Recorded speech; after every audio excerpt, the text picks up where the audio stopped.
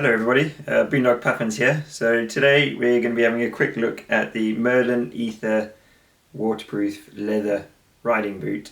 Right, so coming up I will look at the good, the bad and the everything else about this boot. We'll divide it up into certain categories and I'll let you know how I've gotten on with them. If you like this review and you find it helpful, please do subscribe and like the video. So these are the boots. Chosen because I wanted something that I could wear with some jeans to go to work and then not have to change my boot, so go straight to work. So I wanted something that looked like it wasn't a huge motorbike boot, that was still a boot. So in hindsight I probably wouldn't make the same decision again, and I will get into that when I go through all of the different aspects of why this boot is good and isn't. So I've got the looks, the fit, the comfiness, the protection, the waterproofing, temperature and affordability. I promise to go through them fairly quickly because that is a lot of categories, but hopefully you'll get a good idea about what these boots have to offer. So fit and comfort, I'll give them a 6 out of 10.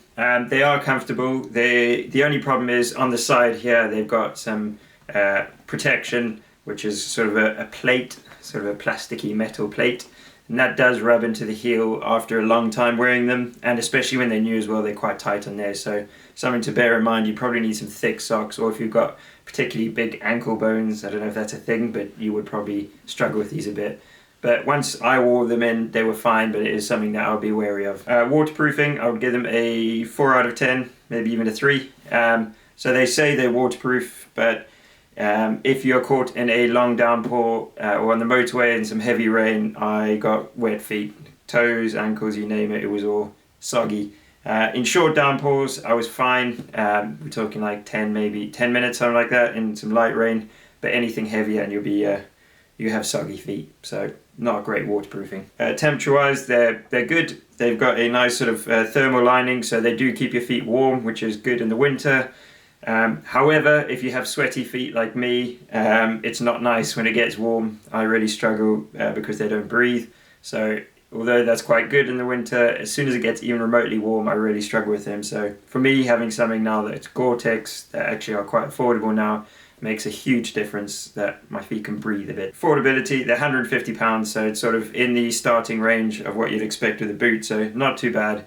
But I just got some boots that are Gore-Tex, fully waterproof, a lot more comfortable. They don't look like normal boots, they're a bit more like motorbike boots, but for the same price I would probably go for those. Okay, so protection, this is a 5 out of 10. This is where I've wanted to change them. There's a big reason why I wanted to change them. So my wife's family are all medical and they've had a lot of experience with people coming with parts fractures. So if your boot doesn't come up high enough on your ankle, so it doesn't go over the knobbly bit of your ankle enough, it won't really protect it if you're falling off, if you're bracing, if your bike's falling over maybe and you put your leg out at a weird angle. This probably won't offer you the protection that you need, and considering this is a very common thing and is something that is likely to happen rather than a big crash. I mean, it is likely, it is a chance. But it is likely that at some point you might slip or the bike might fall on your ankle or something like that, so it is quite a high risk thing. So I think for me, having a boot that came further up and offered better ankle protection was a big deal. I think a lot of people prioritize looks over safety sometimes. I'm not saying all the time, you don't want to be too fuddy-duddy, but I think maybe for something like an ankle, that's such a big part of everyday's movements and stuff, you don't really want to stuff that up. So for me, the lack of ankle protection, because it doesn't come that high, I don't feel like my ankle is very supportive, is a big deal. The boot does look alright. You can see compared to a normal boot that the zip on the side here, although yes, it's good for getting in the shoe, makes life much easier.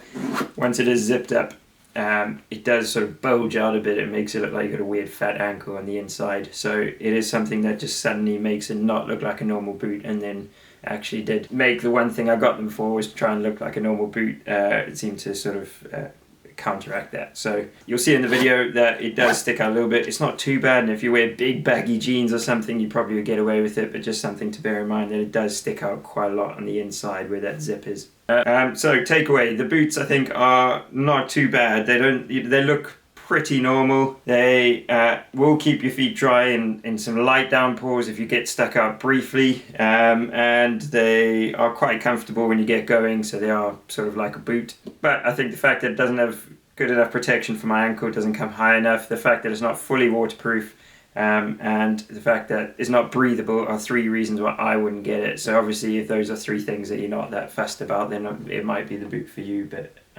in terms of what I need, if you're looking out for those things, then I would not suggest this boot. I hope you enjoyed the review. Please do like and subscribe, as I said, and we'll see you for our next one. Remember, don't just be a puffin, be a boondock puffin.